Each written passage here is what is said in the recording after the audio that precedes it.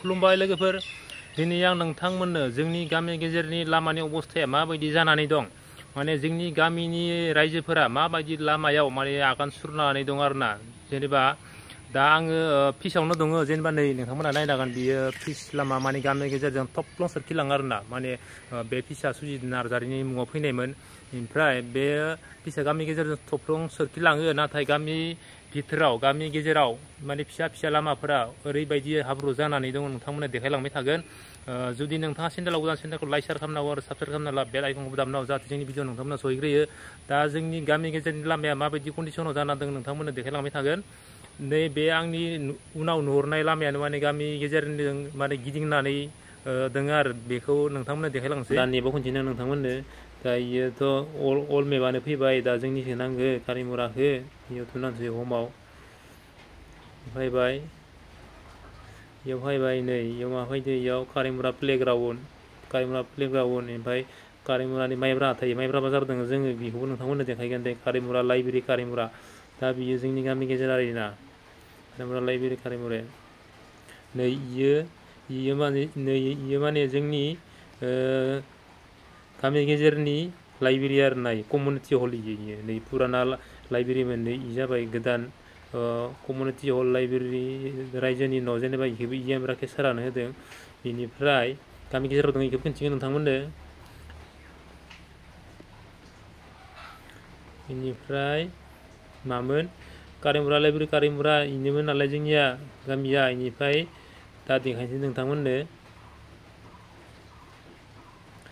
नै कारिमुरा library कारिमुरा recently भिउड इनिमोन नालाय जों गामिया इनिफ्राय नै बे ना रिसेन्टलि भिउड इयो जोंनि कारिमुरा गामि गेजेर आरोना ओमफ्राय लाइब्रेरिखौथ' दानि खिन्थिलांखांबायानो बेनिफ्राय नै बे गेजेरनि लामाया पाक्का लामा इयो माने सुजित नार्जारिनि मुङाव फैनाय पाक्का लामा आरोना सोरखिलांबाय गामि गेजेरजों गामि गेजेरावथ' जोंनियानो इसो नालाय इ गामि गेजेर बेनिफ्राय नै बेबो गामि गेजेरजों थानाय पाक्का लामा आरोना ओमफ्राय दा जों गसंना दोङो जों खिन्थिनाय हाब्रु जानाय लामाया जाबाय नै गामि गेजेरनि नै इयाव प्लास जायो ओमफ्राय नै इखिबो मोनसे फिसा थांनानै इदो प्लास जायो ओमफ्राय नै इयो पाक्का लामाखौ बारनानै नै ओरै थांनानै जोंनि माइब्रा हाथायाव नांजाबैयो आरोना नै माइब्रा हाथाय दा जोंनिया माइब्रा हाथायनि थांनाय ओमफ्राय नै इयाव आरो मोनसे दंबावो आरोना नै इयाव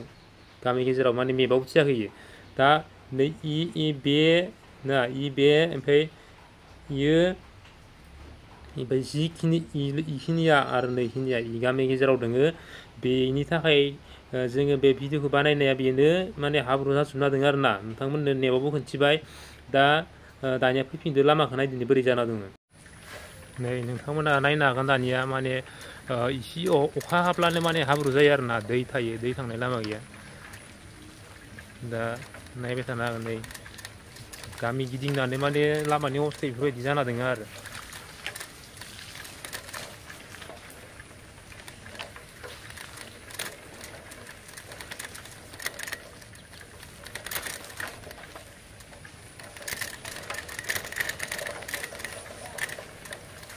नैजा थांनाय जाबाय फोथाराव ओंखारलांनाय आबाद मावग्राफोरा बिदि फोथाराव ओंखारलाङो बे जाबाय गामि गेजेर राइट साइडबो लेफ्ट साइडबो न'आनो गोजा आरो माने गामि गेजेरनि लामा दहायनि फिसाथ' माने गामि गेजेर थफ्लं सोरखिलांनायसोमोन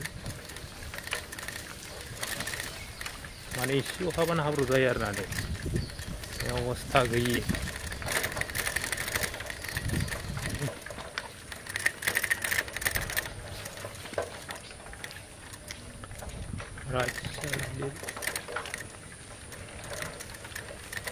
नै बेयाव दैया लामानि साजों बोहैलांबाय आरोना थांनाय फिसा नै मोनसे इबो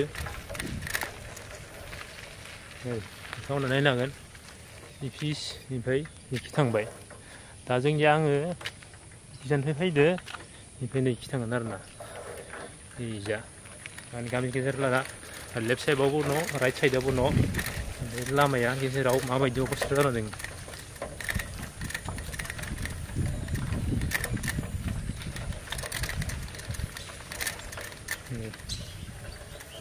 साइकेला जेबो बाइकि सलाय जायो आरोना जागाखौ सलाय जाला नै एसे अखा हाबानो माने हाब्रु जायो। नैयाव दै बोग्रा नाला दङ, इयाव माने कालभार नांगौमोन नाला एबा फिसा इ बारलांनि बिजाबो नाय नालाथ' सिगाङावबो बोरै जाना दङ।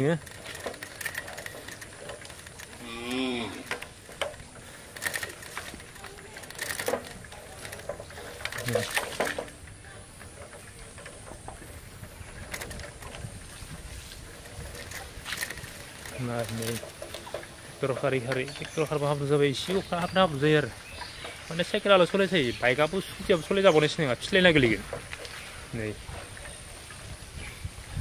लामानि अबस्थाया बोरै जाना दङ।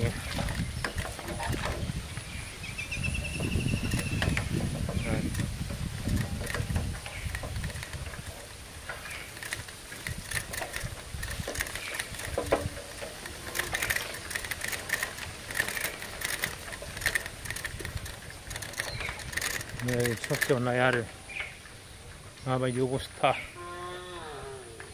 माइ गायजानायसो जाना दं लामायानो, माइ गायनोसो हालायलांगोन। साइकेला जिबाय थांगोन आरो स्कुटि बाइक सलायजानाय नंला।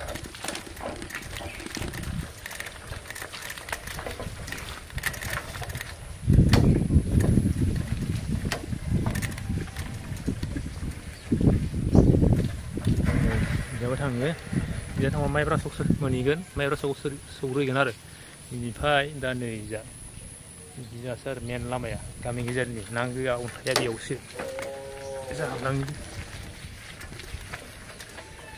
बे लामायाबो माइब्रा सक फैगोन, पाका न'दो प्लास जाहैगोन।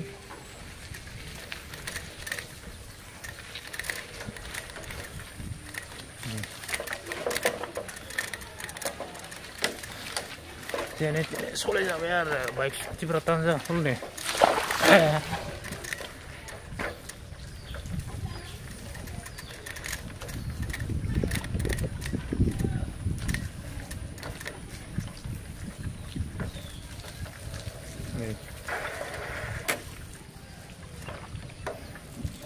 ओरैनो हाब्रु जाना दङ। ओइ मा लाखोलै, मा लाखो चक्लेट? ओइ माथो बिजिसो।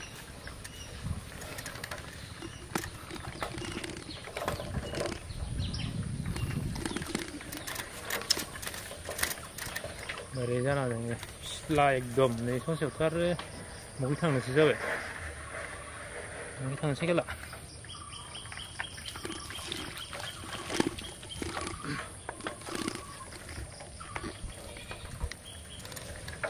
नुनायाव ओरैनो मोजां बायदि मोनदों आरो केमेरायाव, खिन्थु नै इयाव नाय आरो माबायदि जाना दङ लामानि अबस्थाया। बबे थांगोन इखिजालाय, बबे थांगोन ससे माने हामाना आरो आस्ते बाबा।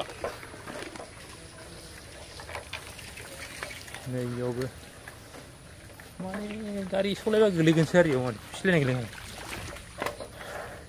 गारि लाबोनायबा दिगदारानो जागौमोन आरो केमेराखौ बानायनानै दां साइकेलजों फैनाय नामदो।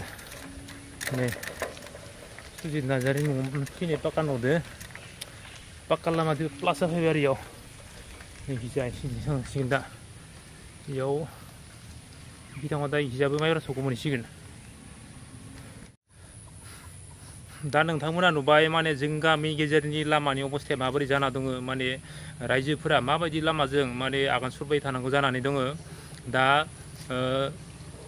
बिटिआरनि EM राकेश ब्रह्मखौ जोङो जोबोर अनसुला, बयनिबो माने मोजां खामानि मावनो हायो, बयखौबो समान मेगनजों नायो, बयखौबो माने समानै आसनि राननो हायो, रावखौबो उदै बिखुं खालामा होनना जों खोनानो मोन्दों। दा बिनियाव जोङो सेन्ट ग्रेभेल गारनो थाखाय मोनसे आर'ज बिलाइ माने लादो, बेखौ होनानै माने बिनियाव सेन्ट ग्रेभेलखौ मोनगोन होनना जों आसा खालामो आरो दा।